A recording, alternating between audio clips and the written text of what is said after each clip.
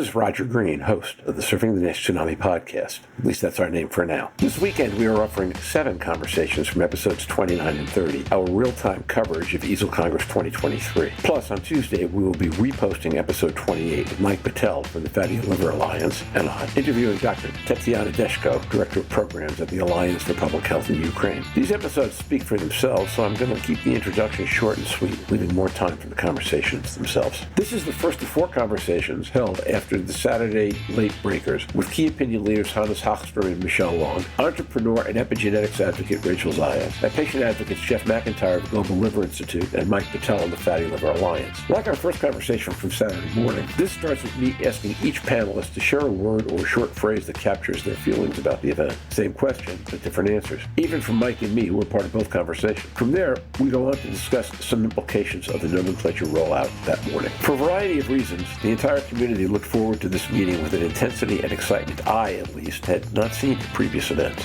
These 7 conversations suggest that the actual event met or exceeded these high expectations. Started the fact that the Tsunami podcast will spend the next month with 5 episodes reviewing highlights from meetings in detail. A lot happened, a lot worth thinking about, a lot worth listening to. So sit back, listen, enjoy, learn, and when you're done, join the discussion on our LinkedIn or Facebook discussion groups. Today's episode is sponsored by Madrigal Pharmaceuticals, Incorporated. Madrigal is a clinical-stage biopharmaceutical company pursuing novel therapeutics for non-alcoholic steatohepatitis, or NASH, a liver disease with high unmet medical need. Madrigal's lead candidate, resmetirom, is a once-daily, oral thyroid hormone receptor, THR beta selective agonist designed to target key underlying causes of NASH in the liver. For more information, visit www.madrigalpharma.com.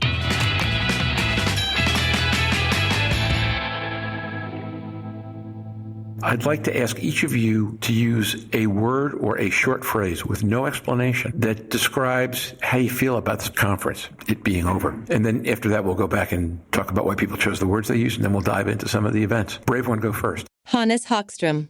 Okay, Roger, I can go first. I was choosing between exhausted and energized, but I think I'll go with energized. Energized is far more upbeat than exhausted, so we'll take it. Who wants to go next? Mike Betel. I'll go exhilarating, not accelerating. I need sleep too.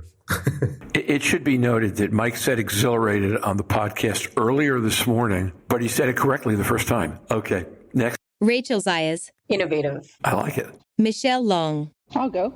Collaborative. Cool. Jeff McIntyre. I would say grateful is where I will be with that. Grateful and forward-looking. I'm going to use a different word than I used this morning, Mike. I'm going to say inspired. I'm not allowed to elaborate on why. Well, I guess I can. I can decide I'm going to elaborate first, which I'll do. I learned a ton, and I got to watch people come at issues from directions I'd not seen previously, and then to be in rooms where the collaborations made things better. I was telling Michelle that I spent a half hour earlier today in a conversation about a meeting she and I had been in together, where she had an observation that 2 people in that meeting separately had shared with me, and we wound up talking about the implications of Michelle's observation about the meeting that I attended. And you are not the only person, and that is not the only meeting for which that happened to me. I think the collaborations around here have just been fantastic. So with that, whoever wants to go next and talk about why they chose their word they chose, go ahead. I'll go while people are thinking. It's a little different from this morning, Roger, though, but every time I bump into somebody, especially people I haven't seen for a long time, reconnecting, hearing new information, people who I've known or known of over the last few years, to actually meet them, talk to them, and understand them at different levels, I think makes a big difference. Alexander Krog, I'll just, as an example, I always saw him as a formal and, he's at the stage. And then the other day he posted his video in his room putting on his tie. I just told him I love that because everybody can see he's actually a real human being. And he just kind of laughed when I told him that. But humanity is important, and we need to tell stories, and it's really great to see that. And then the postscript on that is I'm sitting next to Mike at the Nomenclature Conference. Alexander Krog comes in and greets Mike like his long-lost cousin. Thanks him for telling him the story about the tie. And I'm like, well, that's impressive. All right, who wants to go next? Yeah, I said collaborative, and that's because, certainly coming from my background in academia, we did team science, we collaborated a lot. And now sitting in a different seat in industry, say collaboration doesn't stop. And it's been super fun to experience collaboration from this perspective as well. And a lot of people here won't even know to the degree that there's collaboration happening. And that's sort of super cool that there's these side stories that are here and a part of this meeting that will show, because they'll lead to production and they'll lead to new partnerships and they'll lead to new things for our patients with NASH. And it all happens here in between the sessions. So that was super cool to experience. So I said innovative, and from a 30,000 foot level, I think that the creativity and the synthesis of ideas that need to come together so smoothly, it's present at this conference in the side discussions, and it's exciting to witness. And from a more specific level, there's a lot of technologies that's emerging on extracellular vesicles and epigenetics, and it's really exciting to see these tools get integrated into NASH diagnostics, therapeutics, and everything in between. So innovative is the word I would describe. I'll jump in since Hannes was so nice to lead off on the other.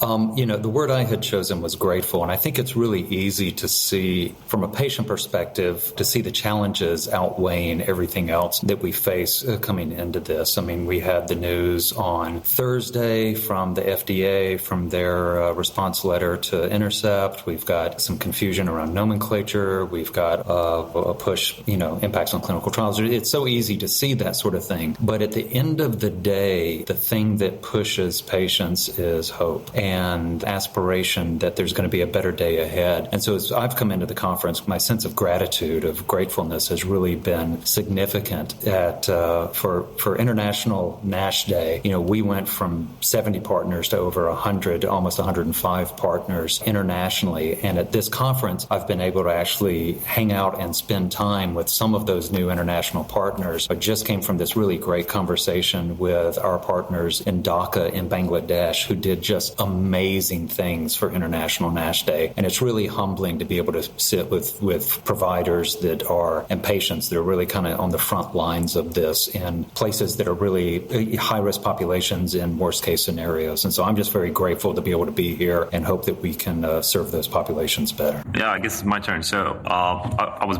deciding between exhausted and energized, and I went with energized. And it's because, we had a lot of stuff to present at this particular meeting. I think we submitted 21 abstracts from my group that were accepted. So everybody were a bit exhausted due to the work involved with that. But after seeing my team members present their research and getting a lot of nice comments from the audience, I feel super energized and feel appreciation for what we're doing and how we're trying to help these patients and understanding more about this disease. So energized and feeling up for doing more research in this field. Starting Monday? I guess today's Saturday. Actually, Monday, I will be in Greece for a 1 week vacation. But I'll probably do some work by then as well, knowing myself. Don't admit to it. If you do it, but don't admit to it. So I think, to me at least, the two biggest things that happened in this meeting, and I don't want to spend a ton of time on either of them, except maybe some pretty specific ways, were the nomenclature discussion this morning and the res meter on McIntyre NASH results on Thursday. Why don't we get nomenclature out of the way? It's probably not time anymore to debate whether it was a good idea or not.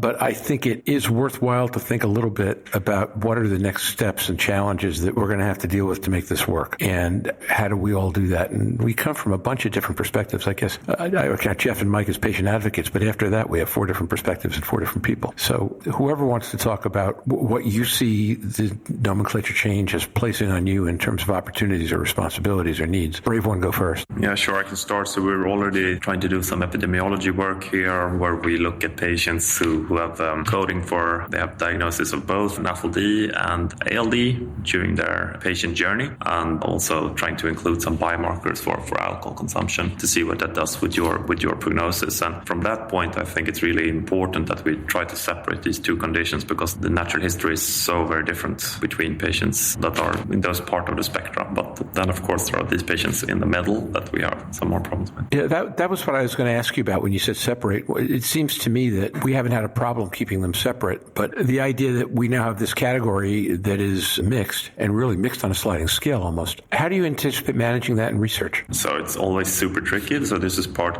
really of, nutritional epidemiology, where you ask people something about what you consume, which has turned out to be very difficult because people have a hard time remembering what they eat or drink. If I ask myself what I had for dinner last week, I can't remember.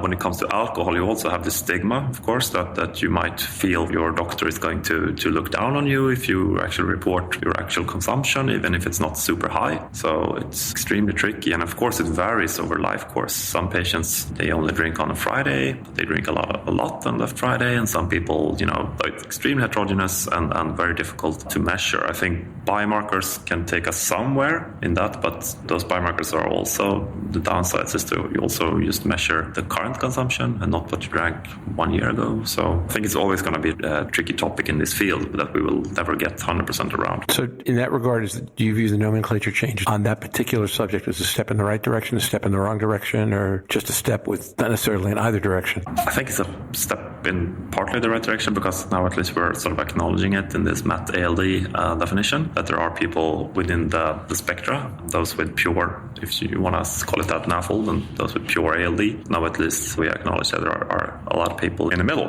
and that will be interesting to try to quantify how many are those patients and so on and so forth. It's funny because almost immediately after the nomenclature presentation, even though we'd seen it before, I was starting to get emails from Canada from like CANASH, as the NASH network. So what are we going to do in Canada? Well, I guess we have to go along with it because that's what's happening in the US and Europe. And the response back was, just looking at the emails, that they expect that fatty is still going to be a term most people are going to continue to use. So you can have that the official term, but the only way patients are going to really understand it visually in their minds is to think about the fat. An example I was sharing with people is most people would just say they had a heart attack, not use the technical term for it. So. Yeah, I totally agree with that, Michael. I think that this is the case with many diseases, right? That as a clinician in the office, you have to make sure that you're not using medical terms and that you're speaking in a way that people can understand you. That was the case for me when I was talking to patients about NASH and NAFLD. I totally translated it in a different way. So that for me in the office doesn't change at all. I think there's some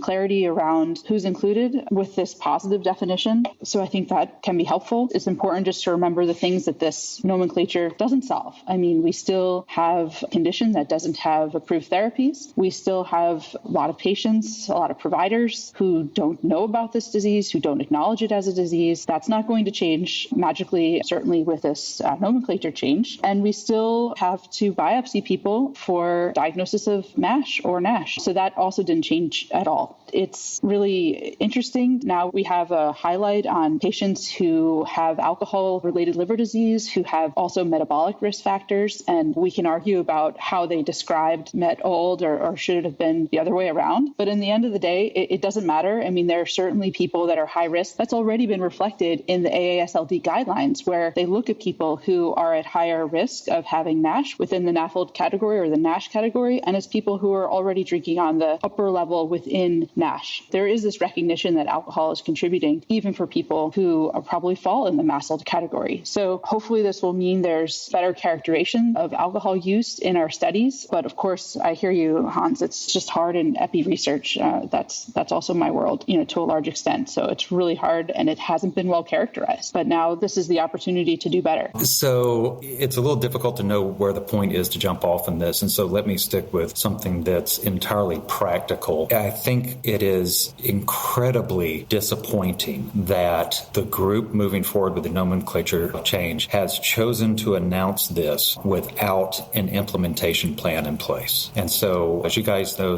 I've even in this session, I've raised a ton of questions about all different facets of this. But at the end of the day, we are where we are. And where we are is with a big question mark about what's next. And so while this is, quote unquote, the official announcement, if you will, with saying that this is what it's going to be, we still don't have issues worked out with, say, ICD coding. We don't have recognition from the officials that we're going to need on our questions, which I think are valid questions about biomarkers, about validation, about impact on clinical trials, is the answer we're getting is trust us. And we're not getting any more detail on that. And so for us, where's the implementation plan? Is there an impact analysis? Who's leading us? How do we go forward on this? And I think that the questions that we have are legitimate and valid and need to be answered point blank. First of all, those are important questions. Don't misinterpret what I'm about to say. It's felt to me that it's been in the nature of this process for the people in the middle of the process to hold cards, which means in this context, I don't know what they've done. I've had a couple of conversations that lead me to believe the answer is more than I had thought, not to be confused with everything you're talking about. But, look, we're going to see it play out. I have a very silly pedestrian concern, which is do I have to change the name of the podcast? But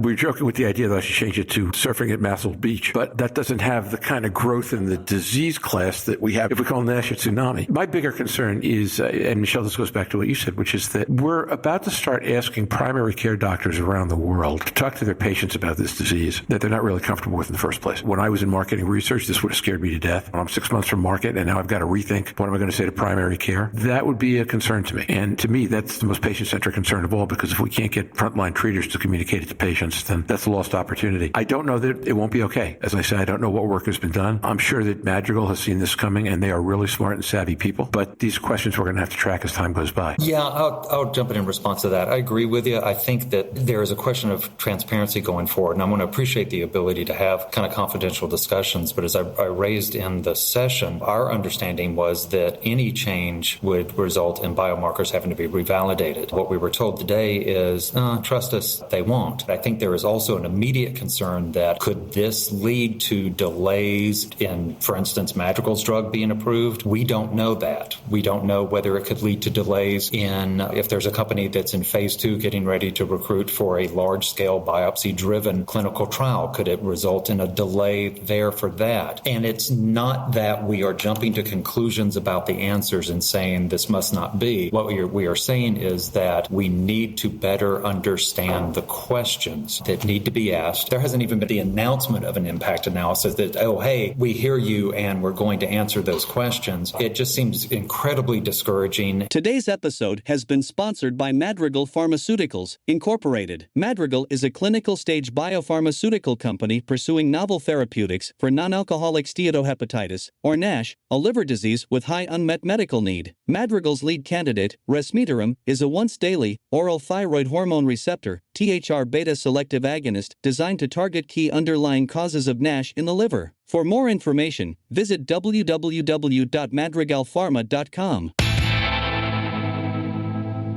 And now, back to Roger.